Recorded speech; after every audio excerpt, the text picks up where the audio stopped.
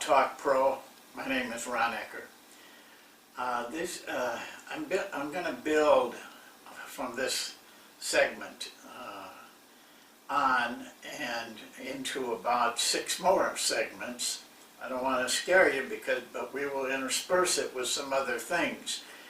But I'm going to take a very kind of a big approach to at least part of team defense and try to simplify it for everyone, and so that it becomes a little easier to see the whole picture and the parts of that picture. And I have a purpose in what I'm trying to achieve in these next 6 after this, and that I want to try to show you, if I can, how to teach and have your players learn in more detail, not in such a general scope, but the details are where things really,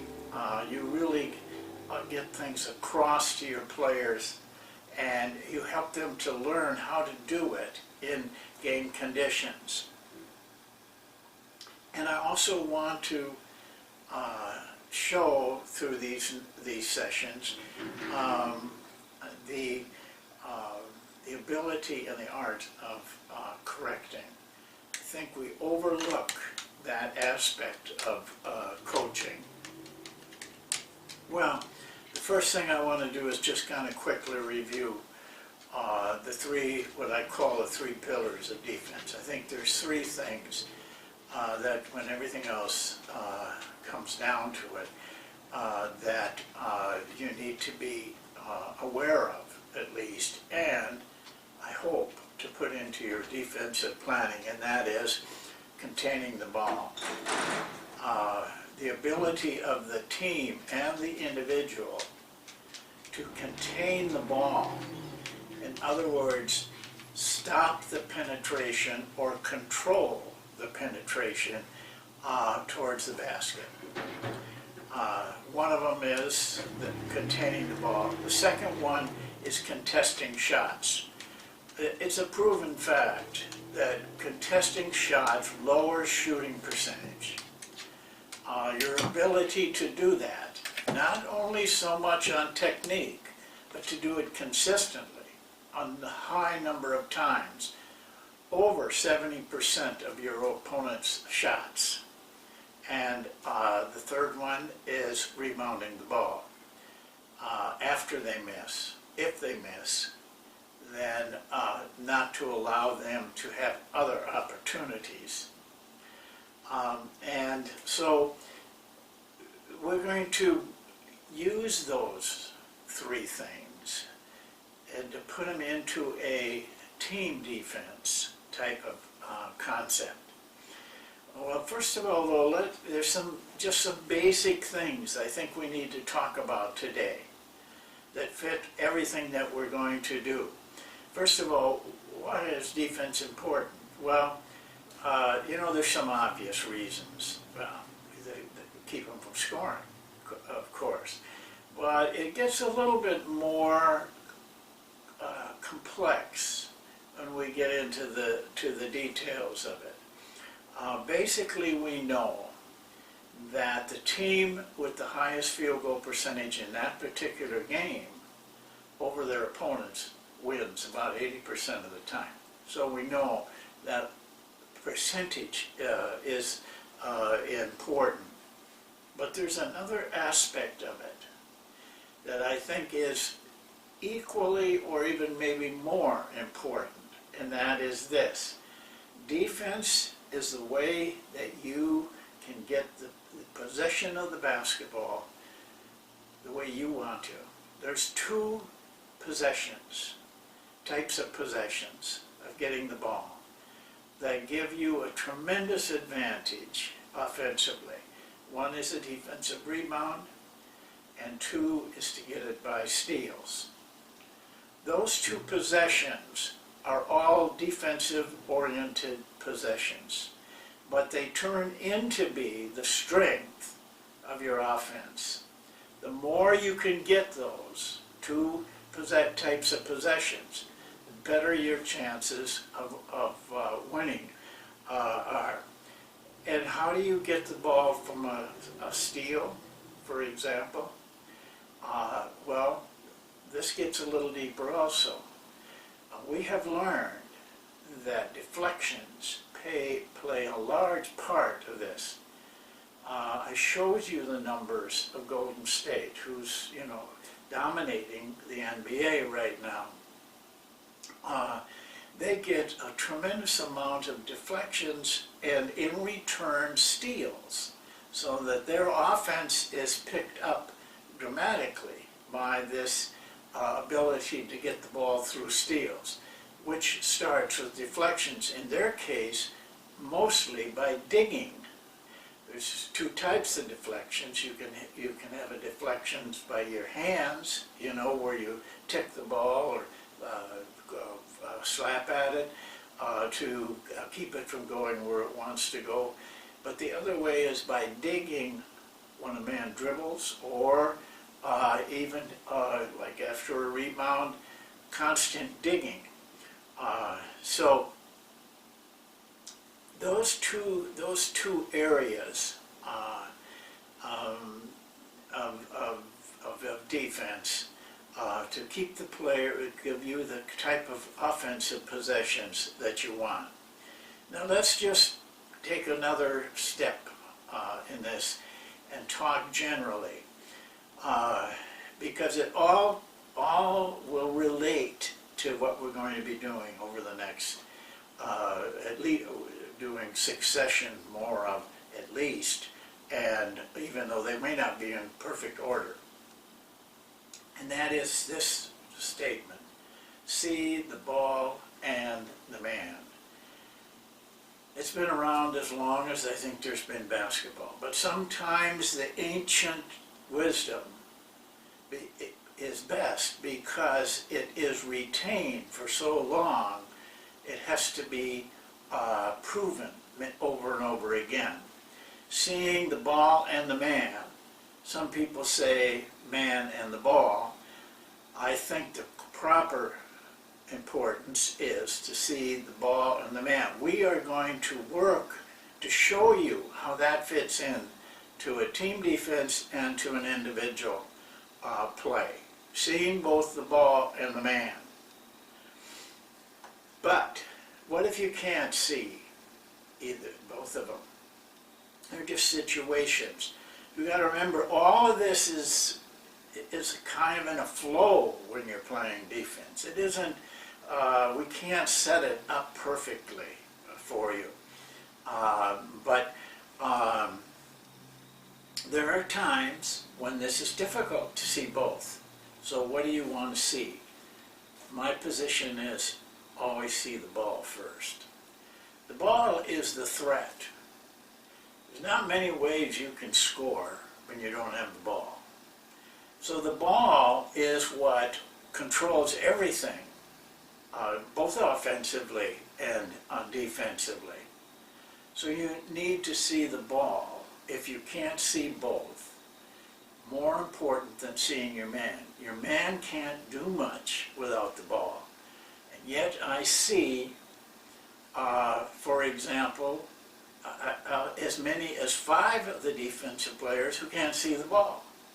One of those situations is out of bounds on the baseline. Some teams line their defensive players up so they can't see the ball. Well, if you can't see it, you have no way of keeping your man from getting it. He's not a threat until he gets the ball.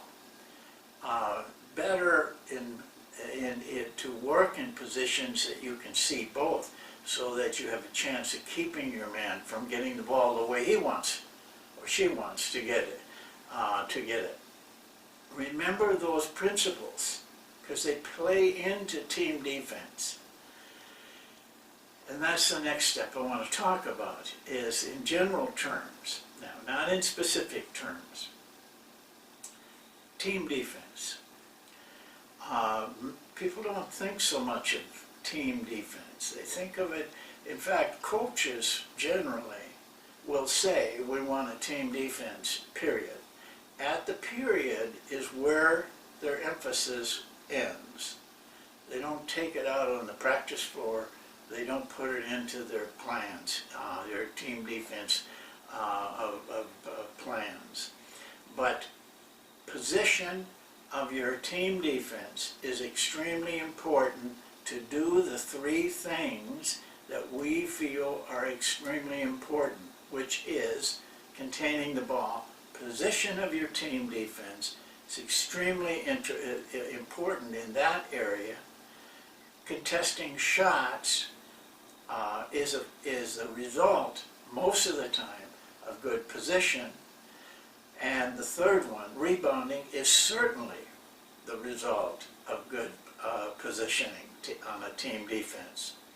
So team defense plays into this, and everything we do within our defense is based on this concept of involving the team completely, even though it will boil down many, many times to just an individual or one or two men.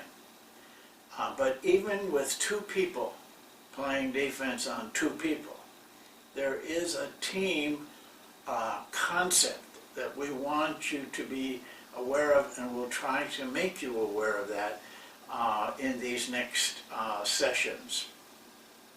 Well, the first one we will work on is containing the ball.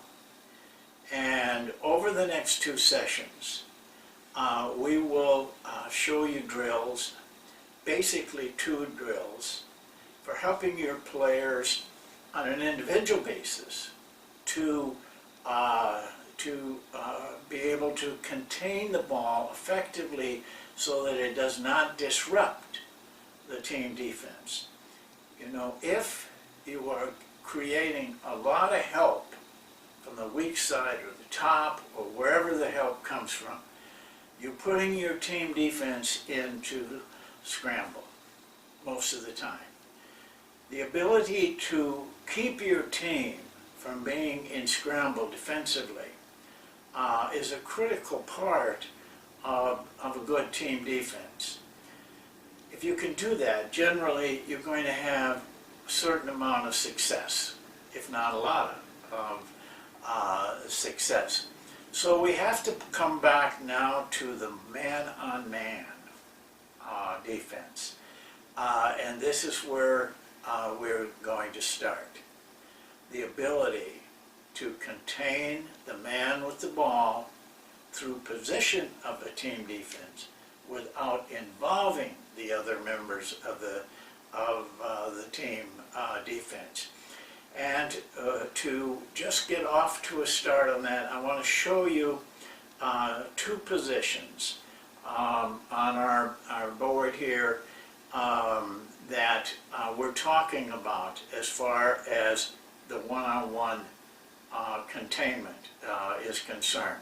So if you would go with me to the board, we'll take a look at those two positions. When I zoom in on this, which I want to do because I want you to see it as clearly as you can, it requires that, you know, I leave the picture, which is probably to your advantage. But here are the two positions that generally penetration comes from.